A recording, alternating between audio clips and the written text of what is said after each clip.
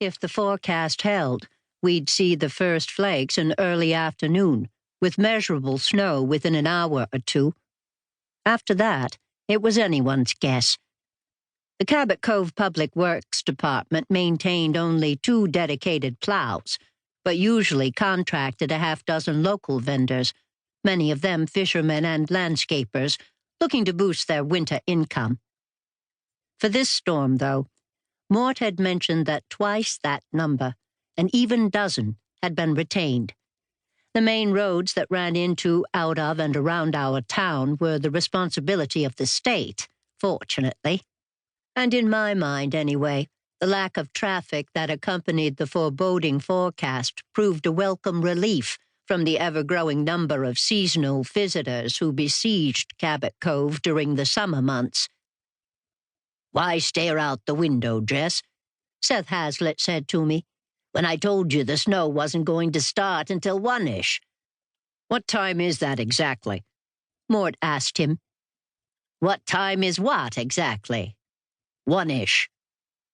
"Sometime between 1 and 2 o'clock, but not after 1:30 because that would be 2-ish.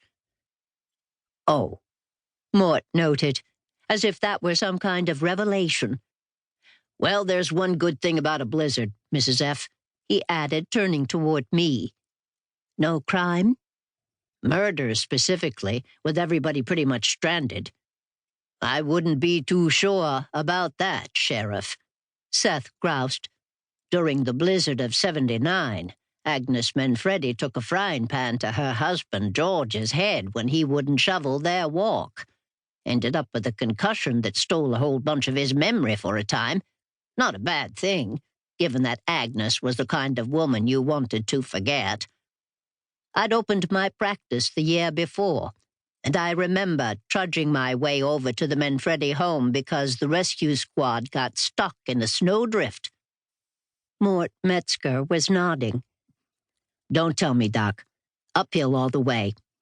"As a matter of fact," Seth's voice had already faded when I heard a Cabot Cove Sheriff's Department dispatcher's voice through Mort's shoulder-mounted microphone. "You read me, Sheriff?" "Loud and clear." "You're needed at the old textile mill off Route 1. Abandoned vehicle. Deputy Jenks just called it in." "Why does he need backup for an abandoned vehicle?" "Because he found a dead body inside."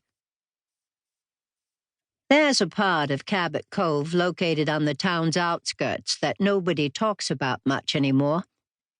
It's part of our legacy and our past, dating back long before the world discovered our village, which had remained quaint and isolated for so long. I'm talking about an area devoted to industry, primarily textile mills that had been set up during the Industrial Revolution. The largest of these was the long-shuttered and crumbling Cabot Manufacturing Company.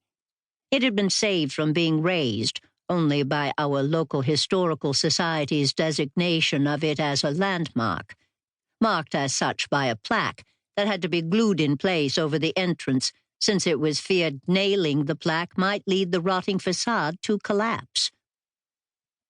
In a gravel parking lot, we found a plain dark sedan, centered in the shadow of a still massive structure that seemed to shed fresh parts of itself with every stiff wind. "Thanks for coming along for the ride, Mrs. F," Mort said, parking his department-issue SUV near the patrol car that had come upon the vehicle during a routine sweep of the area. "Even though this one's not up your alley." "We'll see about that, Aya," Seth Hazlitt said from the cruiser's back seat. "Since when did you know a death in Cabot Cove that wasn't murder?" "There was Gladys McGrady just last week," Mort answered, throwing open his door. "She was 101, Seth reminded him. "Used to tell me at her checkup she enjoyed a spot of gin every day since she was 50, and said it was the reason she'd lived so long." Mort turned to flash me a look before climbing out of the SUV. "I could see how this town could be enough to drive anyone to drink, and I don't mean for medicinal purposes either."